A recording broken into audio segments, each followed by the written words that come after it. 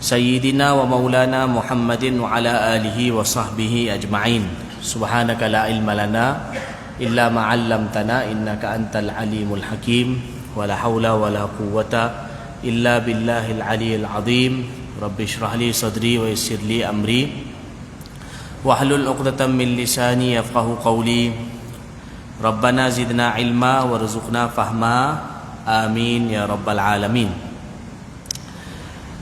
Baik, alhamdulillah tuan-tuan dan puan yang dirahmati Allah Ta'ala, syukur kepada Allah Ta'ala pada waktu tengah hari ini kita bertemu dalam rumah Allah Ta'ala, dalam masjid negeri selepas kita tunaikan solat fardu zuhur berjemaah tadi. Kemudian kita duduk pula dalam majlis pengajian sirah Rasulullah sallallahu alaihi wasallam. Dalam tempoh 15-20 minit ni kita mendengar berkenaan dengan Rasulullah sallallahu alaihi wasallam. Baik, 2 minggu yang lalu disampaikan berkenaan dengan dakwah, tajuk dakwah secara senyap-senyap. Dan kemudian siapakah yang mula-mula beriman kepada Nabi Muhammad sallallahu alaihi wasallam? Bila baginda sallallahu alaihi wasallam menyampaikan dakwah secara senyap-senyap, orang yang mula-mula beriman kepada Nabi sallallahu alaihi wasallam iaitu Khadijah radhiyallahu anha, Khadijah binti Khuwailid radhiyallahu anha, isteri baginda sallallahu alaihi wasallam sendiri. Dan kemudian anak-anak baginda sallallahu alaihi wasallam selain Fatimah radhiyallahu anha juga beriman kepada Nabi sallallahu alaihi wasallam. Kemudian Sayyidina Ali bin Abi Talib radhiyallahu anhu, kemudian juga Sayyidina Zaid bin Haritha radhiyallahu anhu. Ini ialah beliau ialah merupakan anak angkat Nabi sallallahu alaihi wasallam. Kemudian Sayyidatina Ummu Aiman radhiyallahu anha. Ummu Aiman radhiyallahu anha ialah merupakan pengasuh kepada baginda sallallahu alaihi wasallam daripada sejak kecil. Jadi ini orang yang mula-mula beriman kepada Nabi sallallahu alaihi wasallam yang telah disebutkan tadi. Kesemua mereka ialah orang yang rapat dengan Nabi sallallahu alaihi wasallam, keluarga baginda dan juga orang-orang dalam rumah Nabi sallallahu alaihi wasallam. Sementara kita sambung bacaan sirah yang seterusnya daripada kitab Nurul Yaqin ni, orang yang mula-mula menerima dakwah baginda bukan daripada ahli keluarga, bukan daripada ahli rumah baginda sallallahu alaihi wasallam, ialah Sayyidina Abu Bakar radhiyallahu anhu. Abu Bakar ibnu Abi Quhafah ibn Amir bin Amr bin Ka'ab bin Sa'ad bin Taim bin Murrah At-Taimi Al-Qurashi. Sayyidina Abu Bakar radhiyallahu anhu, beliau juga Quraisy daripada Bani Taim bin Murrah. Orang biasa panggil beliau dengan nama Abu Bakar, Abu Bakar. Tapi sebenarnya nama beliau Abdullah bin Abi Quhafah. Abu Bakar bin Abi Quhafah. Abu Bakar nama sebenarnya Abdullah, Abu Quhafah ayah beliau nama sebenarnya Uthman. Jadi Sayyidina Abu Bakar radhiyallahu anhu kalau ikut nama sebenarnya ialah Abdullah bin Utsman, tapi dipanggil Abu Bakar Ibn Abi Quhafah. Abi Quhafah atau nama sebenarnya ialah Uthman bin Amir bin Amr bin Ka'ab bin Sa'ad bin Taim bin Murrah. Dekat Taim bin Murrah ni bertemu nasab dengan Nabi sallallahu alaihi wasallam. Nabi sallallahu alaihi wasallam daripada Ka'ab bin Murrah, beliau daripada Taim bin Murrah, beliau juga daripada Quraisy. Jadi beliau orang yang mula-mula beriman kepada Nabi sallallahu alaihi wasallam daripada kalangan orang luar. Maknanya bukan keluarga rumah, daripada ahli keluarga Nabi sallallahu alaihi wasallam sendiri. Beliau memang merupakan teman Nabi sallallahu alaihi wasallam sejak sebelum baginda dilantik menjadi nabi lagi. Dan beliau memang tahu dan kenal akhlak-akhlak baginda sallallahu alaihi wasallam yang mulia sejak beliau berkawan dan beliau bersahabat dengan baginda sallallahu alaihi wasallam. Beliau tak pernah pun mendapati Nabi sallallahu alaihi wasallam berdusta. Jadi bila Nabi sallallahu alaihi wasallam bagi tahu pada beliau tentang bahawa baginda jadi rasul, Allah Taala lantik baginda sallallahu alaihi wasallam sebagai Rasulullah, beliau bersegera dan beliau terus beriman kepada Nabi sallallahu alaihi wasallam. Apa beliau kata? Beliau kata, bi abi anta wa ummi ahlus sidqi anta, asyhadu an la ilaha illallah wa annaka rasulullah. Beliau kata apa? Aku sanggup korbankan ayah dan ibuku kepadamu, wahai Rasulullah. Memang Tuan sebenarnya orang yang benar, cakap benar. Beliau terus ucapkan syahadah, asyhadu an la ilaha illallah wa annaka Rasulullah. Aku bersaksi bahawa tiada Tuhan melainkan Allah dan kau ialah Rasulullah. Sayyidina Abu Bakar radhiyallahu anhu, beliau memang orang yang dimuliakan di kalangan bangsa Quraisy. Dan beliau memang Allah Ta'ala kurniakan dengan harta yang banyak dan juga akhlak yang mulia. Beliau seorang yang amat pemurah dan orang yang begitu menjaga maruahnya. Dalam kitab ni dituliskan bahawa Sayyidina Abu Bakar radhiyallahu anhu kana min a'affin nas. Mana orang yang mana tak terjebak dengan perbuatan-perbuatan yang menjatuhkan maruah. Beliau begitu menjaga maruah. Sejak daripada sebelum Islam lagi pun beliau begitu menjaga maruah. Oleh kerana itu kaum Quraisy begitu menghormati beliau. Dan beliau juga maknanya bila bergaul dengan orang, beliau bergaul dengan lemah lembut.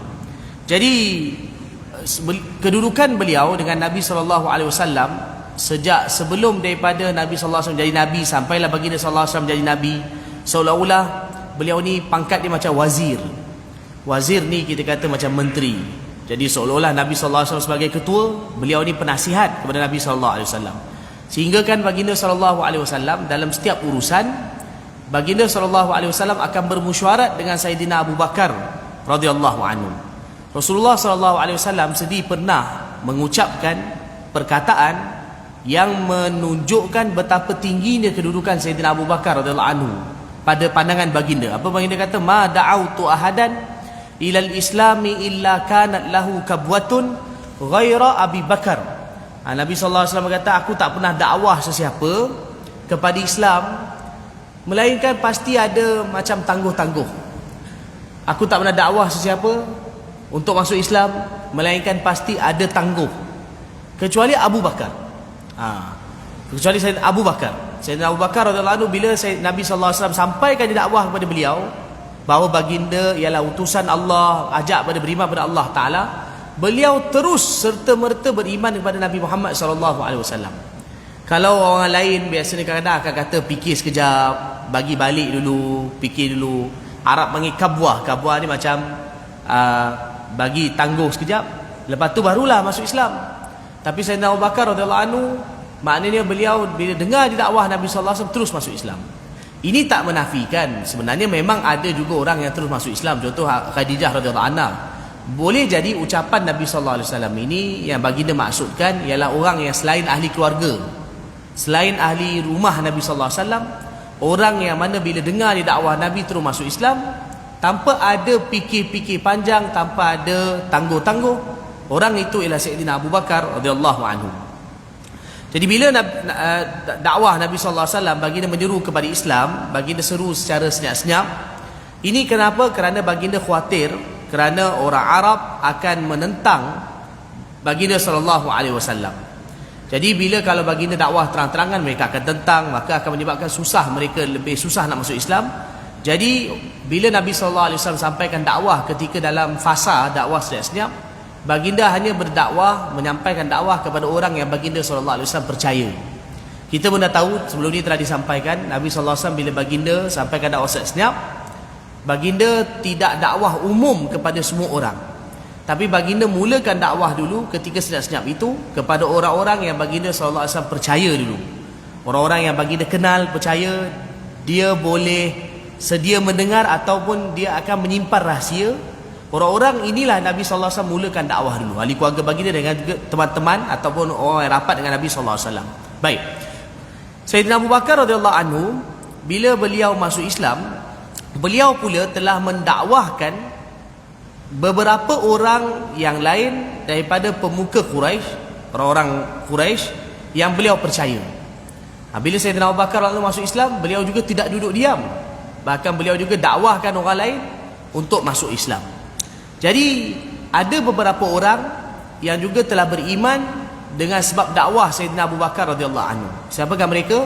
Iaitu pertama Sayyidina Uthman bin Affan bin Abil As bin Umayyah bin Abdi Syams bin Abdul Manaf.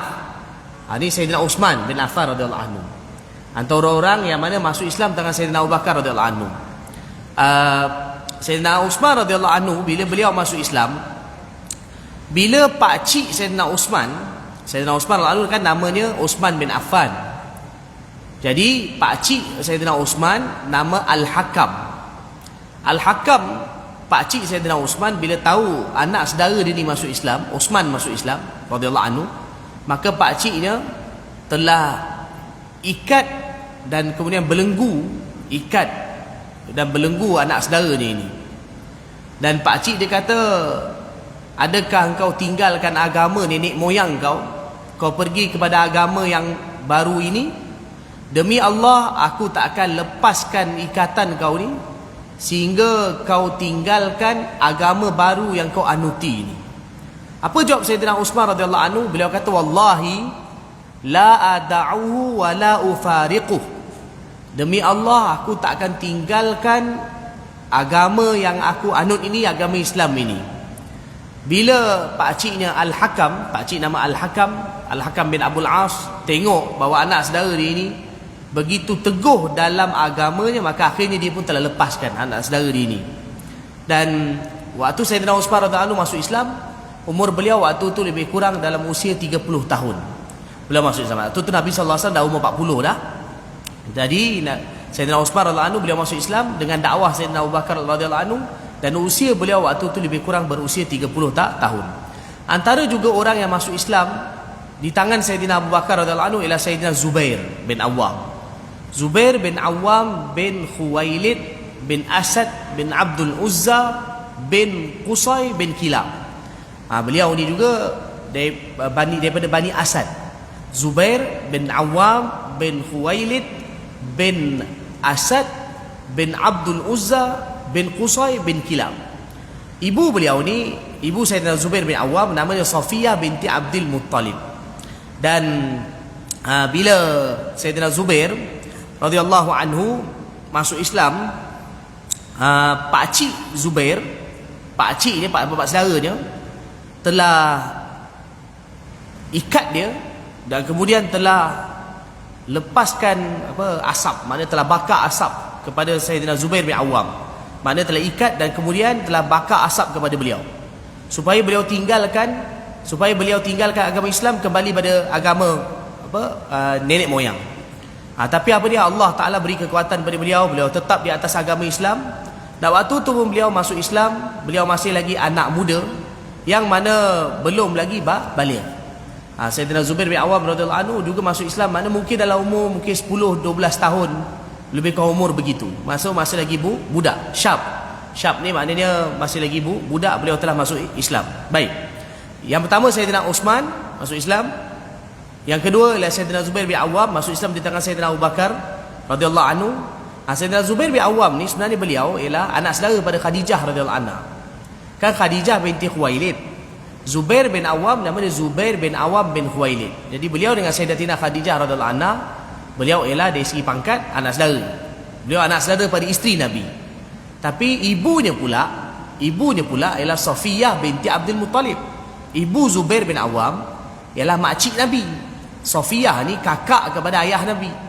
Jadi bermakna beliau dengan isteri Nabi ialah anak saudara, tapi beliau dengan Nabi pula, Zubair bin Awwam, ialah sepupu. Sebab kerana ibu Zubair bin Awwam makcik kepada Nabi SAW. Ibu beliau dengan ayah Nabi adik-beradik. Jadi Zubair bin Awwam radhiyallahu anhu ni dengan Nabi SAW begitu rapat hubungan. Satu sudut anak saudara kepada isteri baginda, satu sudut yang lain beliau ialah sepupu dengan Nabi SAW daripada sebelah ibunya. Yang telah seksa Zubair bin Awwam radhiyallahu anhu ni ialah siapa? Pakciknya. Pakcik dia yang bernama apa? Pakcik kepada Zubair bin Awwam, iaitu yang telah seksa dia. Pakcik dia ni nama Naufal.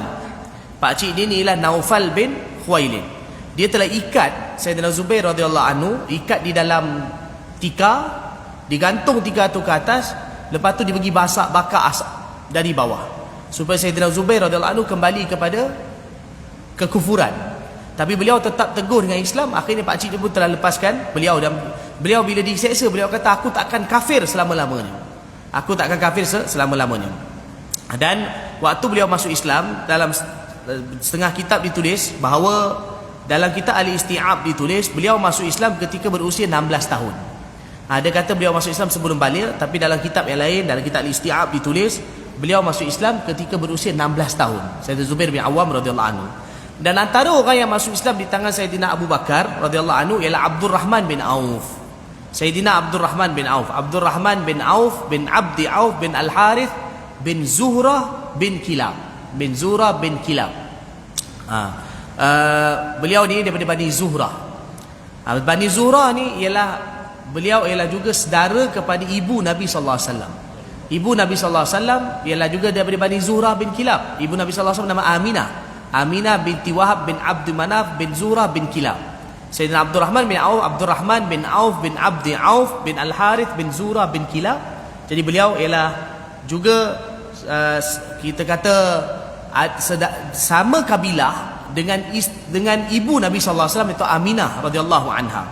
Karena itu Sayyidina Abdurrahman bin Auf dipanggil Abdurrahman bin Auf Az-Zuhri kerana beliau daripada Bani Zuhrah. Baik. Ketika zaman jahiliyah, Sayyidina Abdurrahman bin Auf dipanggil Abdi Amr. Beliau dipanggil Abdu Amr.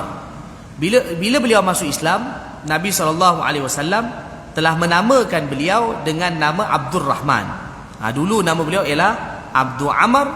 Nabi SAW telah menamakan beliau dengan nama Abdul Rahman. Beliau juga masuk Islam. Baik. Antara yang juga masuk Islam di tangan Sayyidina Abu Bakar radhiyallahu anhu ialah Sayyidina Sa'ad bin Abi Waqqas. Sa'ad bin Abi Waqqas.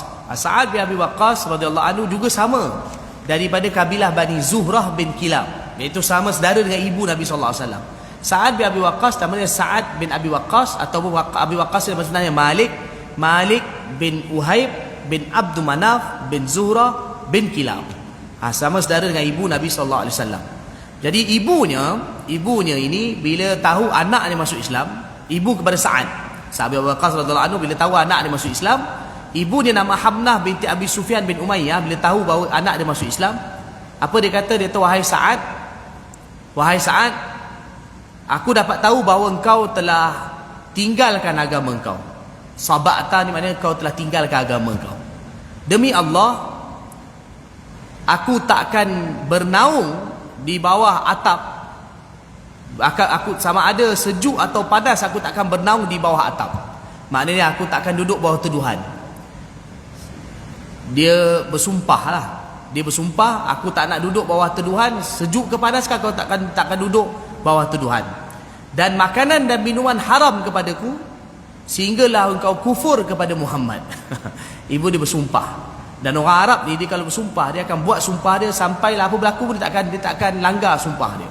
Jadi ibu dia makna bersumpah, selagi dia tak tinggalkan agama Nabi Muhammad SAW, iaitu Islam, ibu dia takkan duduk bawah teduhan, biarlah datang apa pun, ribut, badai, sejuk, panas, dan juga ibu dia kata tak nak makan minum langsung, selagi anaknya tak tinggalkan agama Islam. Dan perkara ini berterusan selama 3 hari. 3 hari ibu dia tak makan, tak minum, tak duduk bawah teduhan, duduk je bawah panas. Sayyidina Sa'ad radhiyallahu anhu, beliau pun telah datang kepada Rasulullah sallallahu alaihi wasallam. Sa'ad bin Abi Waqqas radhiyallahu anhu datang kepada Rasulullah sallallahu alaihi wasallam. Beliau mengadu kepada Rasulullah sallallahu alaihi wasallam apa yang ibu dia cakap. Allah Taala pun telah turunkan firman Allah Taala dalam surah Al-Ankabut.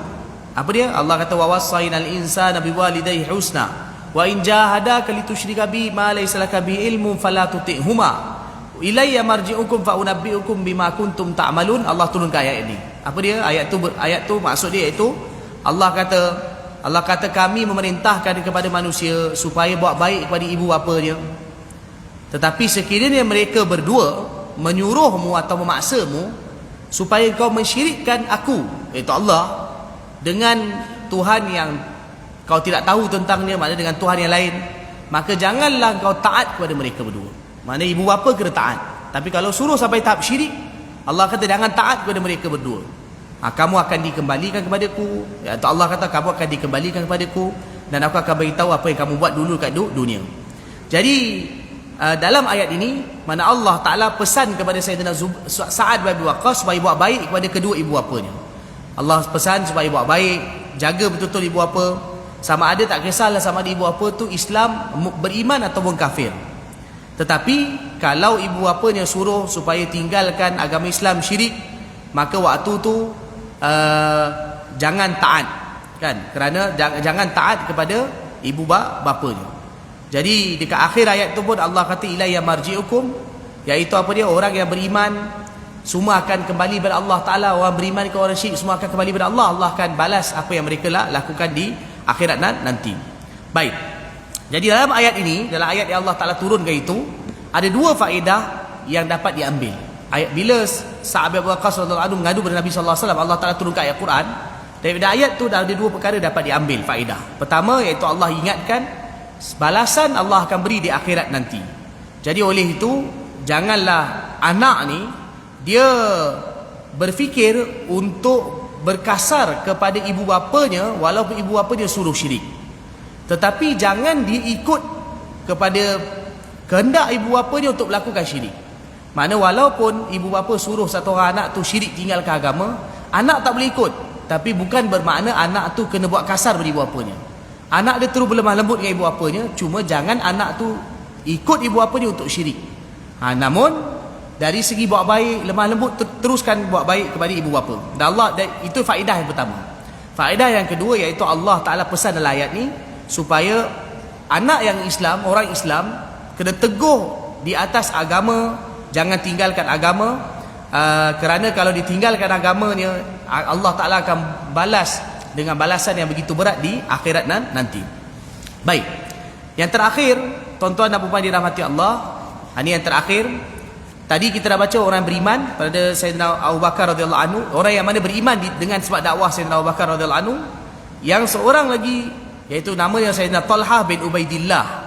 Talha bin Ubaidillah radhiyallahu anhu. Talha bin Ubaidillah bin Utsman bin Amr bin Ka'ab bin Sa'ad bin Taim bin Murrah At-Taimi Al-Qurashi. Beliau ni antara yang masuk Islam di tangan Sayyidina Abu Bakar radhiyallahu anhu. Kita biasa dengar nama Talha kan, Talha bin Ubaidillah. Beliau dengan Sayyidina Abu Bakar radhiyallahu anhu sama kabilah. Kabilah Bani Taim bin Murrah. Beliau sebelum beliau masuk Islam, beliau ada dengar daripada satu orang rahib. Rahib ni maknanya agama Yahudi ataupun agama Nasrani.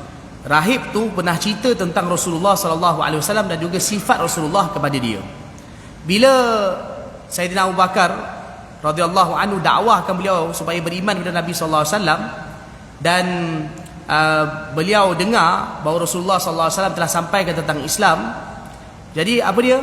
Beliau pun telah tinggalkan agama orang Quraisy, maksudnya agama nenek moyang Quraisy. Beliau pun telah bersegera masuk Islam. Jadi antara sebab kepada Sayyidina Talha bin Ubaidillah radhiyallahu anhu masuk Islam, kerana sebelum tu beliau pernah jumpa dengan satu orang rahib. Rahib tu cerita tentang Nabi akhir zaman, yang mana Nabi itu akan sampaikan dakwah tentang Islam. Nabi yang datang dari orang bangsa Arab.